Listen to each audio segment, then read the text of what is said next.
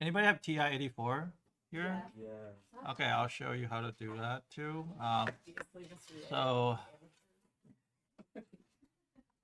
TI Inspire, TI-84, I'll teach you how to use both. Inspire is trash. If you have Inspire, that says something about you as a person. I'm just waiting to see people have Inspire right now. Oh my god, bro. All right, so yesterday's homework, I will show you the solution I come up with. Oh, you cheated. I didn't cheat it. If you cheated. You did cheat. Okay, so I didn't cheat. I just want to show you the illustrations and how the each progression is if you were to plug in each numbers. I will show you the solution like 3 different ways. So this I constructed in term of how many of you guys are Excel certified? Oh, look at that. I'm actually lying. I'm sorry. I don't know why I felt the need. You're Auburn is Excel certified? Okay, that's cool. Excel is a super useful program. There's Google Sheet. They are very similar. Excel is probably.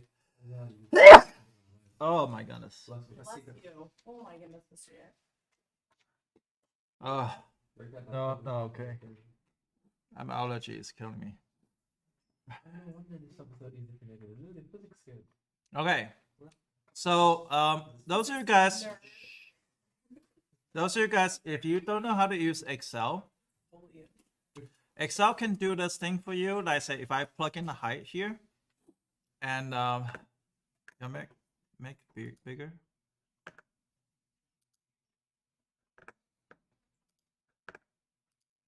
Okay, so you can plug in the height, and here you can assign the formula for the height. So it's 22 minus 2 times C3. So that's going to give you 20. And this is a way to do it here. And this is 28 minus 2 C3, which is I can design the formula to be this way. In volume, I also got D3 times C3 times E3. Now, for those of you guys never used formulas before, you had to type in the equal sign here. And then you can actually use the formula. So instead of typing everything here, there is a way to retype everything for you and drag down. And those of you guys are already Excel trained, you probably more experienced than I am. Now I used to have to teach IB classes. IB class has things like this. Now I had to teach them how to use Excel. A lot of you guys don't know how to use Excel. This is a very, very cool technique, which is pay attention here, which is you don't want to type this in throughout all of them. And there is a way to retype everything. If you see this white cross, do you guys see this white cross? I always make fun of this. Here the white Jesus doesn't help you. You will change that white cross to black cross when you go to the corner. And turn to black Jesus here. Black Jesus is gonna help you drag down everything, and you will get all the things for you. Again, white Jesus not helping you here. When they go to the corner, it will turn to black. That was very creepy like that. What'd you say? The way I said thank you, Black Jesus. Yeah. It's weird. So again, the white Jesus is not helping you here. Go to the corner, drag it down. They actually give you all the volume here, which is I don't have to do anything. Questions? And I got somewhere here, right? 4.05 and 4.1. That's how much the cutoff it should be. Did anybody got this answer? Stopped at 4. I didn't realize how specific you were wanting us to get. That's okay.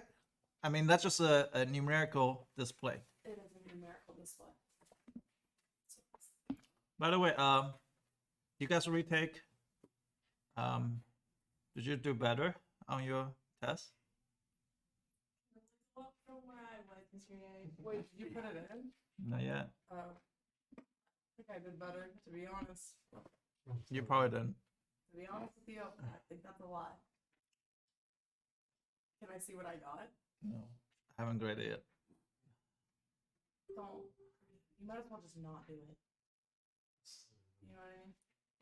I don't know what happened with that test, Mr. Yang. You put in the next quarter. Yeah, but I don't know the next one. No, it's going to score. Thanks. Much appreciated. It's going to score. Sorry. I was assuming that much. All right. So We all have our off. yeah, I think it's just, so I always tell students this though. I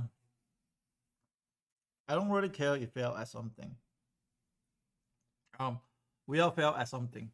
And I will be the first calculus teacher to tell you I actually failed the first time I take AP calculus exam. I got a 2. It's not because you know, I had a really bad teacher too, but I also didn't really try hard. You know, if I had a really bad teacher, I should have like tried harder, but I didn't. I just get an A in the class, and then I know nothing. Like the whole year, we were taught how to take integration of derivative of x squared, and so to get a 2 is not too bad. If I just knew how to take a derivative. However, I will say, those of you guys fail, can you make sure that don't let the fail define you? Because if you fail at something, the best thing is to learn something from your failure. And then that's no longer a failure, I think. So if you, long as you learn something from it, so how do you improve? Like, how do you get better next time? And that's something that's very, very important for a lot of you guys. You are bound to fail in life on certain times, certain moments. I failed multiple times, more than I can count. But every time you fail, you need to learn, says, okay, what can I learn from this failure? And I think a lot of you guys into sports, like Madden, you learn from your losses rather your winnings, always, right? So a lot of you guys, Addison, right? You probably learn more things from your losses, right, than your winnings all the time. It doesn't matter. In life, it's always this way. Long as you gain something from your failure, then I don't ever consider that as a failure. It's like, what do I learn? You know, yeah, could be a sports game, could be a relationships, could be different things. So don't make some mistake.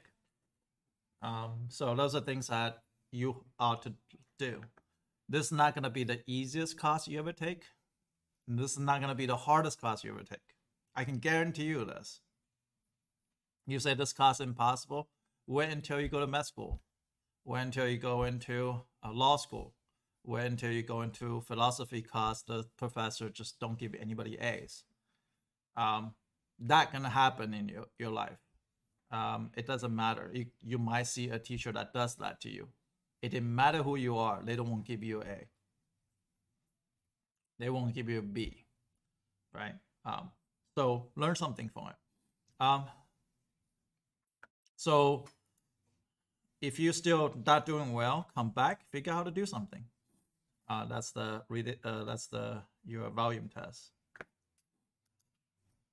Now this is volume. I got 1120. The highest, actually 1120.284 is about 4.1. Now this is going to be something that is very, very important for you guys to recognize, that this value is still increasing, and after that it's going to decreasing. So at first you probably think the smaller the square you cut, that's going to be the biggest value. And later on, if you cut different sizes, then you probably realize that the bigger you cut doesn't mean it's necessary it's bigger either.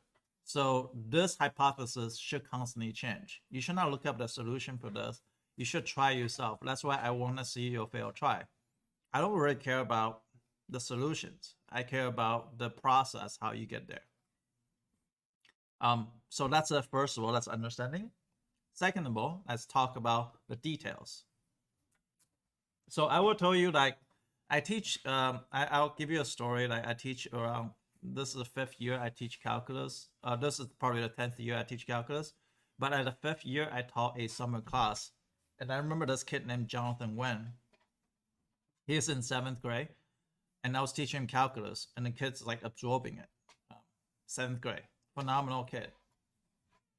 And so it was a summer camp. And everybody was there, and including the parents. So parents will sit in lectures, and I will teach that class. One day, Jonathan's dad come to me and said, "Mr. Ye, I want to teach a class for you."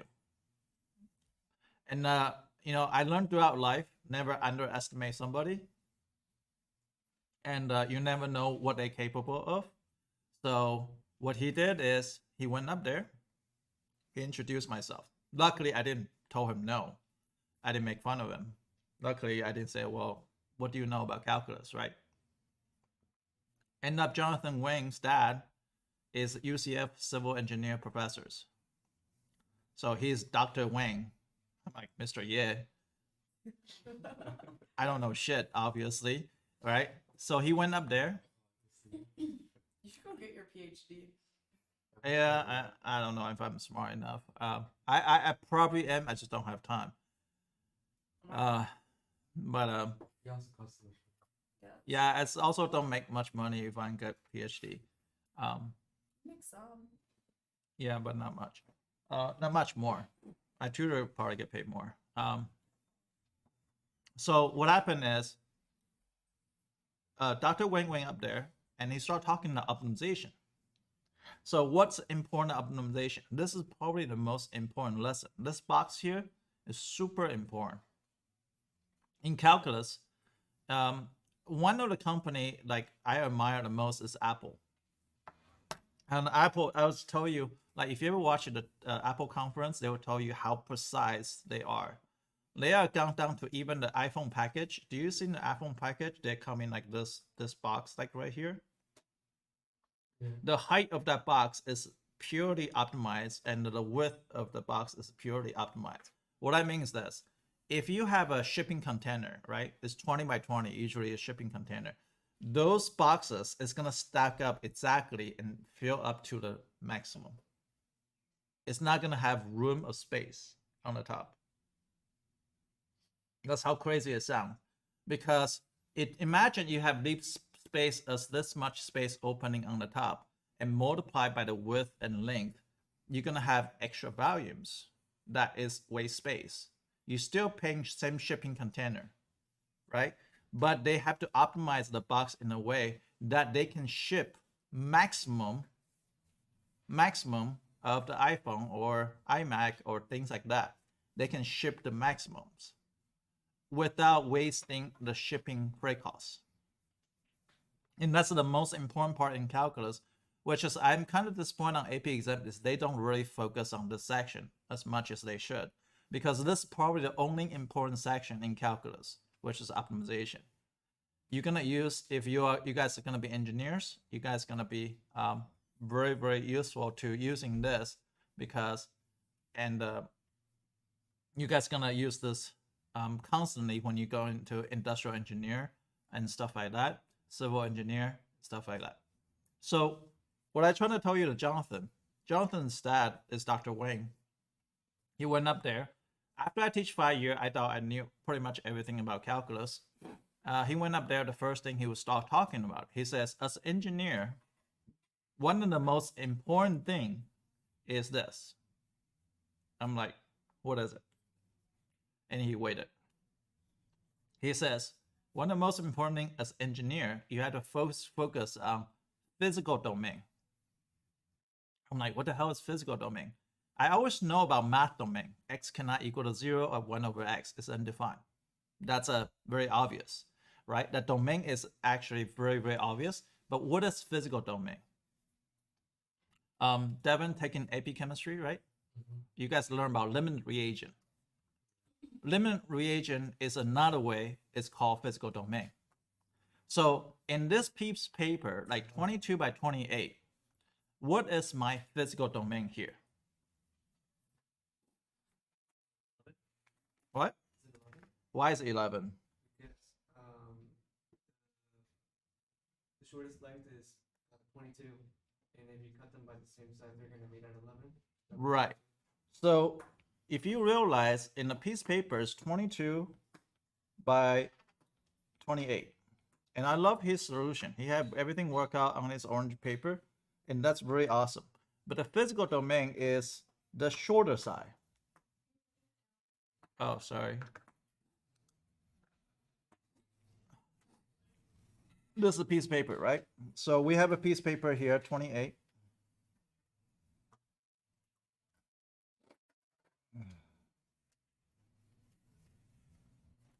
This is not by scale. So the shorter side is 22. The 22 is gonna decide the physical domain. So you're gonna cut off each side, right? But if you realize each side, the X you cut off, it's cannot pass 11 because 11 is you're not gonna form any box. You're gonna form a box with a U shape. So there's no on the side. So it's really important that you understand that information. So some of you guys cut off on this corner, this corner, this corner, this corner, this corner, this corner, this corner, and this corner. Now, physical domain is the restriction of this size, 22. So physical domain, you might want to write this down. What is physical domain? It's the material you have, and what does that cause that restriction? In this case, this is going to be 0 less than x less than 11. Why is 11? Because the half of the width. You're going to cut 11 on both sides. You're going to cut off the whole box. And that's the idea of physical domain. So after 5 years teaching, I thought I knew about everything about calculus. I didn't know shit. Because the first thing the engineer professor went up there, the first thing he talked about is a physical domain, which is I always knew there's a math domain, but I didn't know there's actually something called physical domain. Which is, as an engineer, you have to care about material you have, right? What if you don't have enough of those material? How are you going to modify? So physical domain is the first thing you have to pay attention. Second things, I want to talk about Mann solutions. The Mann solution and Sarah Morgan solution is actually very, very cool. Is they actually use calculus. So I'm going to say volume of x here. It's going to be 28 minus 2x. Why? Because 28 is going to subtract 2x on each side. We're going to say this is x, this is x, this is x, this is x, this is x, this is x, this is x. And 22 minus 2x here, and the height is going to be x. So not only I'm teaching you the calculus of it, I'm going to teach you how to use calculator as well. Because this part is very, very cool. So this is the equation. Now, some of you guys take this equation and then you graph on decimals. You find out the maximum, you did wonderful. But it's more than that. It's much more than that. I'm going to show you here. If I were to graph this, okay, if I were to graph this, it would look like this. So now get your calculator out. I'm going to show you how to use calculator properly. If you graph this function, you're going to see this particular situation. It's 22 minus 2x, 28 minus 2x, x, if you graph y1 there. And you're going to see a straight line like this. And you say there's nothing there. Julia, you should take a calculator. Yeah. I don't know why you guys are zoning out.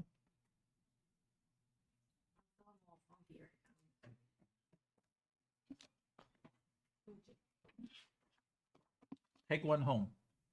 If you don't have calculator. Do you have calculator at home? don't. Not this one. Which one you have? The scientific? Sorry. Yeah, you should borrow one. You gotta learn how to use it. Anybody else don't have calculator like Julia? Well, if I have a job. I did, but Micro USB charger. You should have. You should be able anything. You can buy a charger. Walmart is probably for like $5. tomorrow morning, so probably. Okay, so Job. I'm gonna go get a job. You know what? I'm going to get a job today.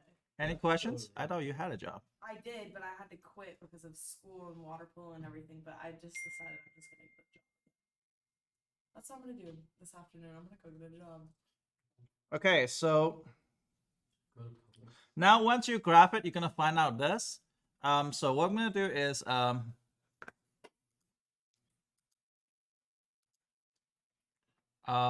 gonna show you my computer screen. I'm gonna gonna come help you with TI-84s, and but the things I'm gonna show on the screen is gonna be TI Inspire, but that's okay. We're gonna make sure everybody in this room knows how to do it. So here I'm gonna graph it. Kenzo. Wait, how do I do it? Do you want?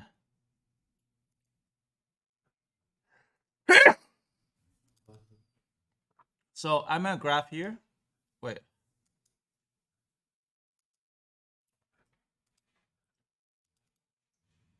How do I get rid of this? The relations? Yeah. I had the same problem. I just restarted the scratchpad. How do I do that? Document? No, it's in, you press when you go to the scratchpad, Where's the scratch pad? it's right there, wait, graph. Up. Up? Right, on the right side. Here? No, yeah, so there, so just click menu, Menu? yeah, and then go to settings. Setting?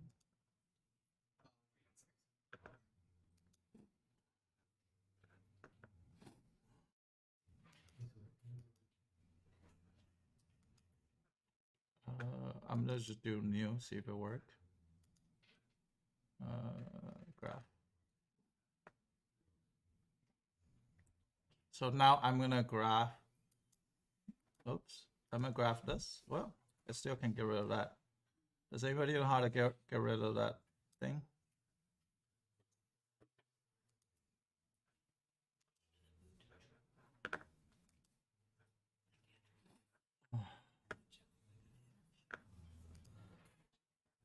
Hold on a second. I don't know.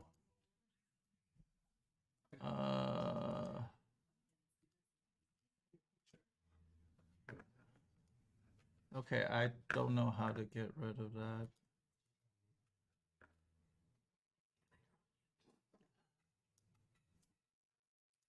Did anybody know how to get rid of that?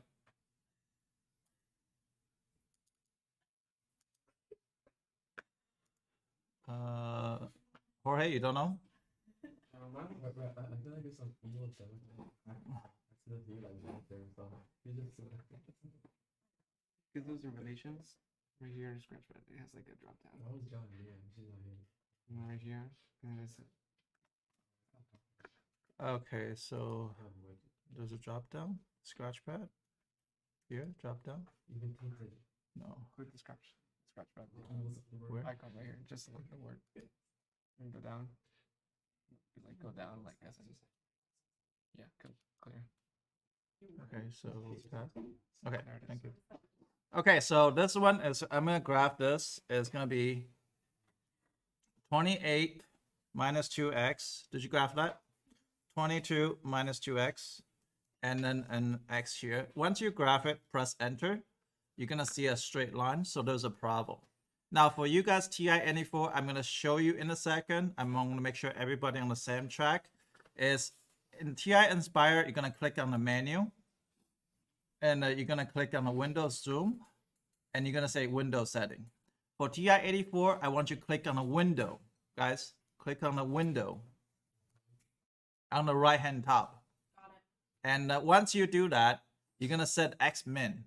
X min, I like to have some slack room on the left side of it, even though I know my minimum is 0. So I like to use -1 here because I can see the y-axis. Yeah. Maximum, I know maximum is gonna be 11, so I also need a slack room on the other side, so I'm gonna go with 12. Okay, minimum, I'm gonna see -200. The reason why is I want to see the negative of the volume part, which is kind of important for me. And the highest volume I know is gonna be 2000. It's gonna be like say 1,200. So I'm gonna set 2000. So that way I can see the top as well. Once you click OK, it should give you this beautiful graph here. And you can even decide to zoom out a little bit to see a little bit better. It's like this. Anybody got into this part of the graph? Addison? Kelly? Natalie? Yep. Al? Martin? Okay, so this is a nice part of the graph, right? So what's important about this graph is this, you can figure out a maximum here. You can always click menu and analyzing the graph and maximum. All you gotta do is go left, right, and you should give you 4.078. If you have TI 84, you're gonna do second trace, which is calculator, the maximum, and you're gonna go left of the maximum, click enter, and right of maximum, click enter, and it will say gas, and you're gonna press enter again. You should get 4.078. Did anybody not get that for TI-84 or TI Inspire? Oh. Okay, you're gonna go to menu, and you're gonna go to window setting, and go to Windows. You want to set your X min to be -1, and this is set it around like 15. Okay, and then your minimum I'll set it to -200, and maximum I'm gonna set it to 2000 because I know the volume is gonna be 1100. So I'm gonna click like this. I should come out with this graph. You got it? Did anybody not get the maximum here? How do you get a maximum again? Pay attention, Julia. You can menu, analyzing graph, maximum, left, right, and press enter. Should be 4.078.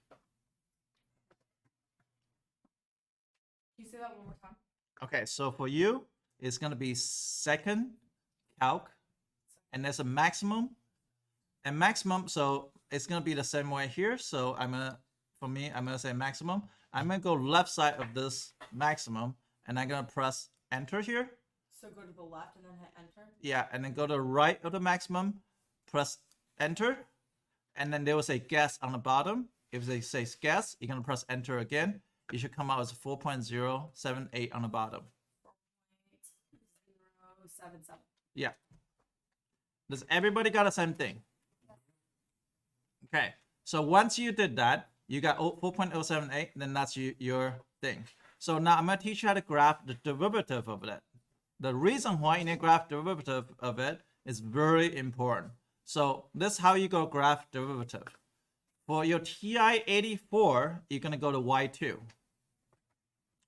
For your TI Inspire, you're going to click tab here, and you're going to graph the second derivative. Click on this button here, and you're going to graph the second derivative here, which is d to the dx.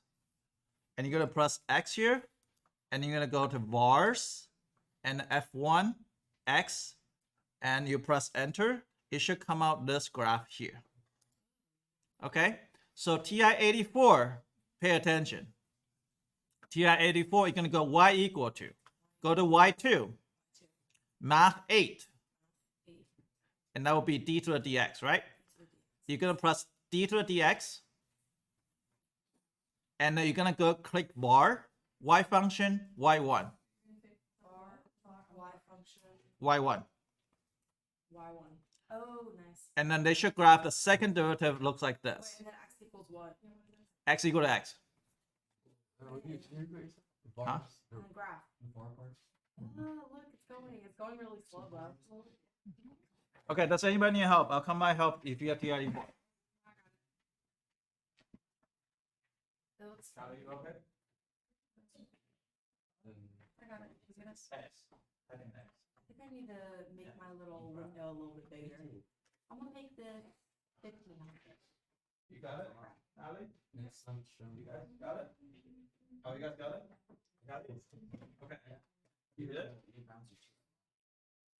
You did? Okay. Now I want you to pay attention. Do you remember that analyzing the graphing part? This right here, this point right here, is also 4.078 because this is the derivative of x.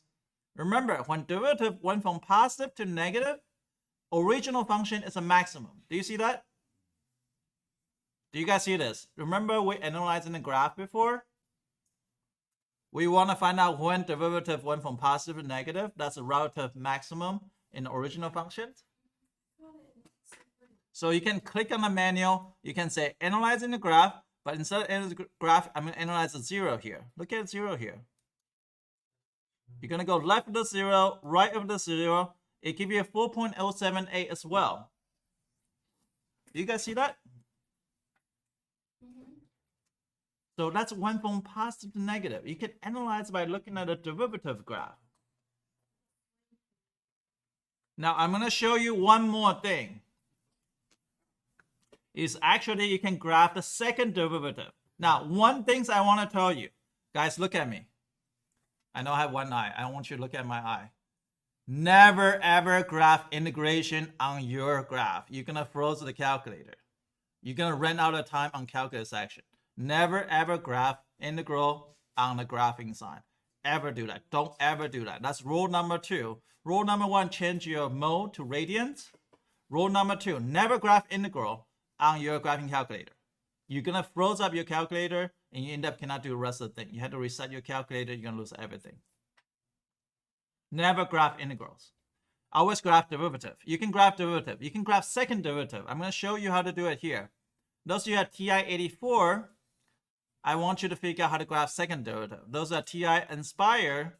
You're going to go to a tab here, and you're going to go to this button and do D to the D2. But for you guys on TI-84, you're going to do D to the DX, and then Y2 instead of Y1.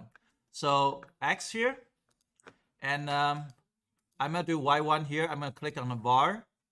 Y1, click enter, and I'm going to put an argument inside X. And once I press enter here, do you see I have a second derivative here?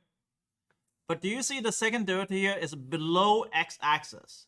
That means second derivative is positive or negative. Second derivative is positive or negative.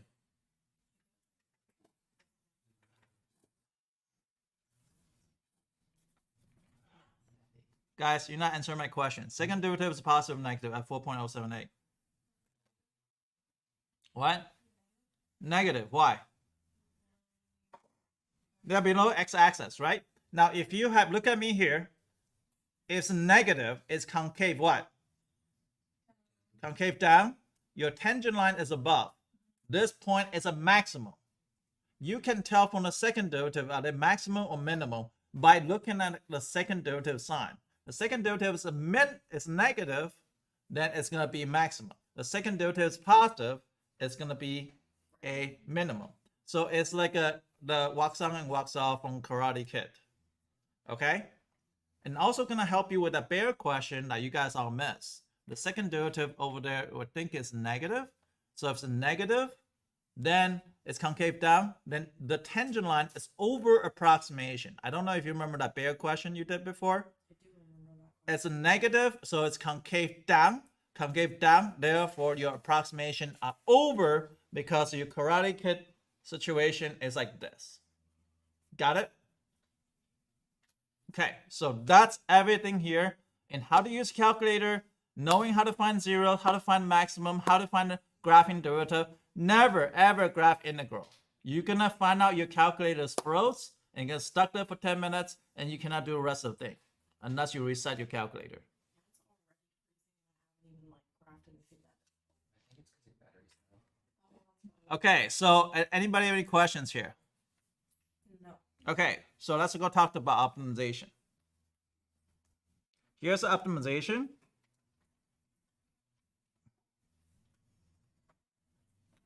Should I clear all of this? Yeah. What is optimization? Well, this is the first question. They say find two positive numbers such that the sum of the first and twice the second is 100, and their product is a maximum.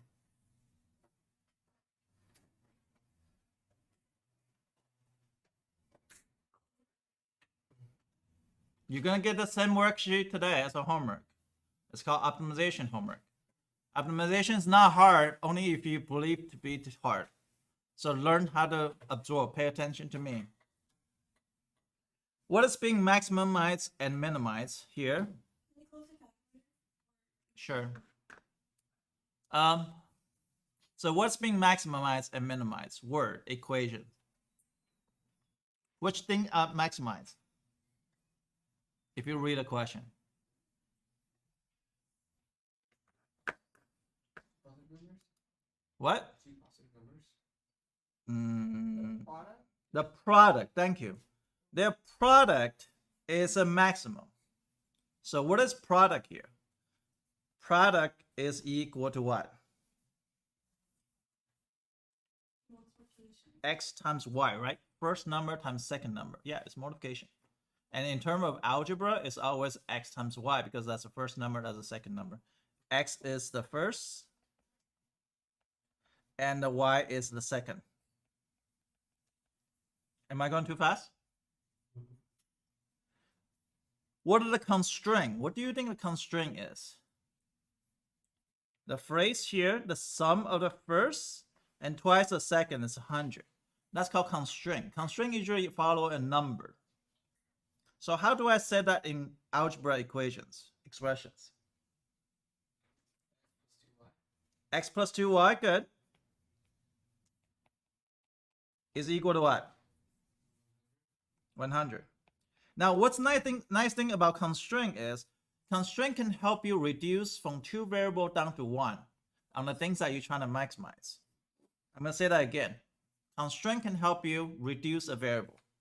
So what I'm going to do is I'm going to, according to here, solve the constraint equation with one variable. Which one I want to solve for? I want to solve for x or y. Which one's easier? X, good. X equal to 100 minus 2y, right? Do you see that? And they say use constraint equation to write a maximum min function in term of one variable to simplify it. So can I plug this back in here to x? Yeah. So p equal to 100 minus 2y times y. Am I going too fast? Too fast? Sorry. Which part you have a question?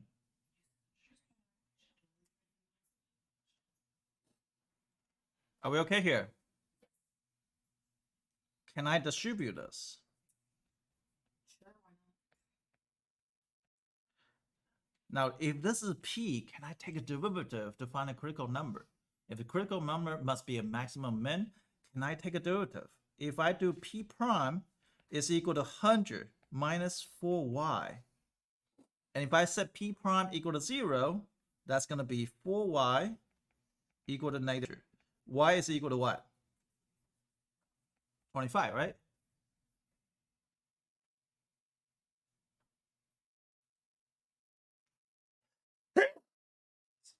Past the critical point. Yeah. Is that maximum min? Well, you can do a number line test. If you do a number line test on 100 minus 4y, 25. This one is before 25 is what? Is a positive. After 25 is negative. So 25 is a maximum. because I plug in to test 100 minus 4y. I plug in, like say 10. I get positive value. If I plug in after that, I get negative value. So it's going to be your maximum. Can I go back to figure out what a y is? If I have 25, can I plug it back in here? X's must be what? 50, right? And that's it. You're done. Except for f, x is equal to 50. Yeah. How'd you get 50? I plug it back in here. That's 25. And that's all for x.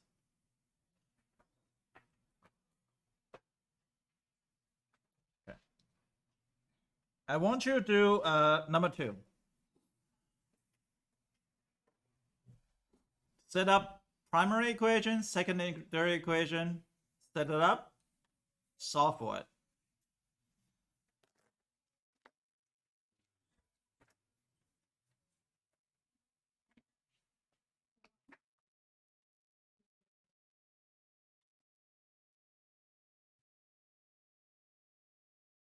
Ew, I don't like this problem.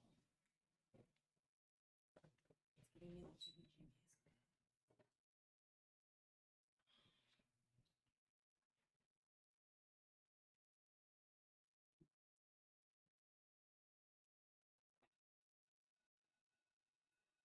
Okay, so I'm gonna set up for you.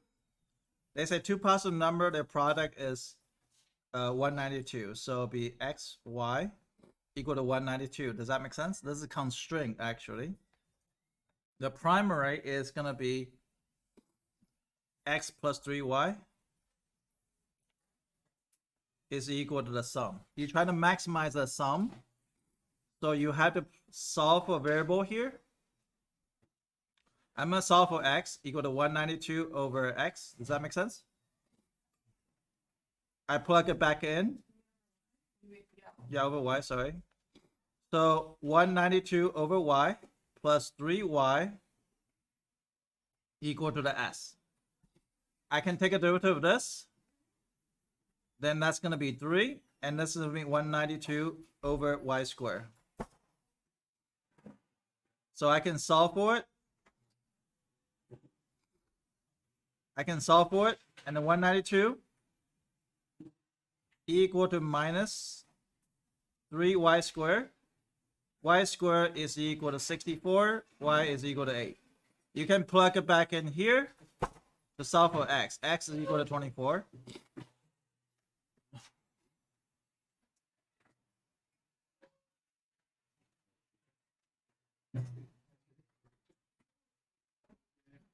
Bye.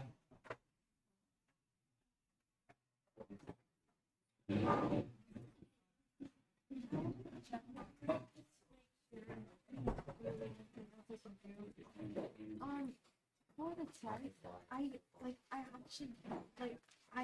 this is the one time that I think I actually do know stuff, but I think I messed up on the test. But I do know, like, I was so serious right now, because even after I was thinking about it, like, I know how to do it.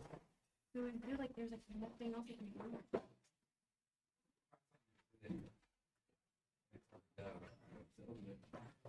There was things, but you had to sacrifice something, which is you need to come after school, really work on the things that you are missing.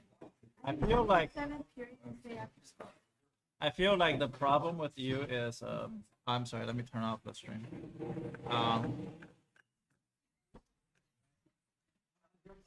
Yes, Trent, what can I help you?